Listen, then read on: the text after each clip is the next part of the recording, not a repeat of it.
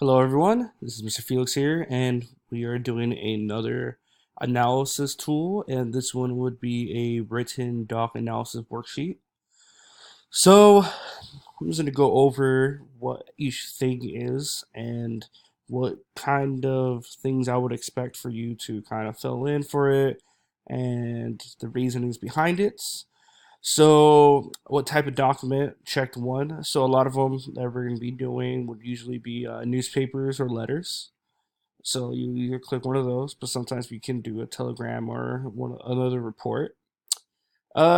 Physical, unique physical characteristics of the document. So usually with letters, if it's handwritten, sometimes it'll be in cursive. A lot of times used. Sometimes typed. If there's seals, sometimes there'll be interesting notations on the side. If it's a letter, sometimes you'll have a stamp, and then you have a date. So sometimes on the letters they'll have a written date and then a received date. So you can usually see what type of mail carrying longevities were, in the sense of how long it took a letter to get to one part of the country to another, or from a person to get to a letter from a family member, how long would that would take for if they're in the military. Um, so dates of documents. So for doing newspapers, we would usually do the dates of whatever it was published, or for letters, when was the letter written. You can even put the receiving date too. That kind of gives you a kind of a window of what was happening. Another one. So the author, creator of the document, who wrote it, what was it, position of the title, kind of sort of kind of a meaning to the newspaper article. For what audience was this document written for? If it was a family member writing to another family member, it would be for that. Newspaper usually for information. Telegrams, same concept. Press release, same.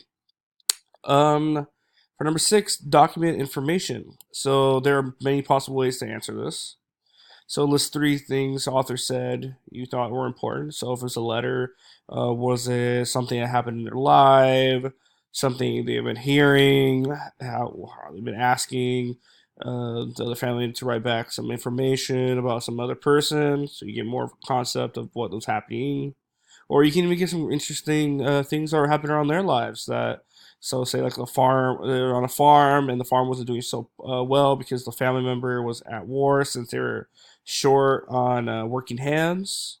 Um, why do you think this document was written? It could be for loneliness, for newspaper, really just information to kind of give the general public thing. And it's funny because in the southern states, you'll see if you have two newspapers written at the same time from the northern perspective and the southern perspective, you'll notice a lot of overlapping ideas, but they will be skewed to the point of whoever written it for what country. So if they're talking about the war, they're talking about how bad the North was and how they're treating the Southerners and the what they're just trying to make an honest living with their new country. And the Northerners would be like, look at these unpatriotic people that left our country. They're vile. They're unpatriotic.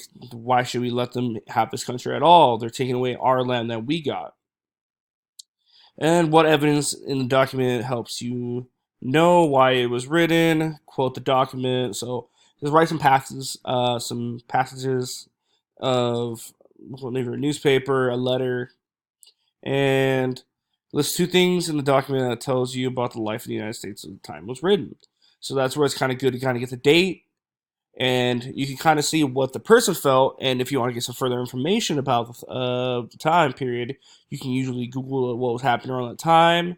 That's why I'm kind of giving some information and some context about. It's kind of good to have the receiving stamp and the written time stamp, so you can see there's a time period where they didn't get it, so a lot could change within those two time periods. So it's kind of good to see that Because if you only got on the written date and 2 months later, that's a lot of time for some things to happen.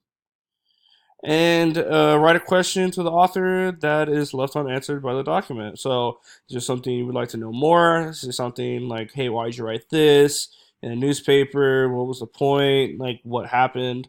And that's essentially what I kind of guys wanted you guys to get in this written document analysis is to kind of really dig deep into what's in between the lines and to get a really good context of what is happening during the time because these are the people that would be writing these letters and newspapers would have the best context of what was happening because they were actually living it.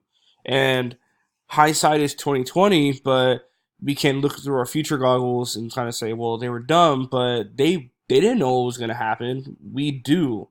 So it's kind of interesting to see what their thought was going to happen, and when you know what's going to happen, you kind of want to see, hey, were they right about it? Were they wrong? It's kind of cool to see that kind of things.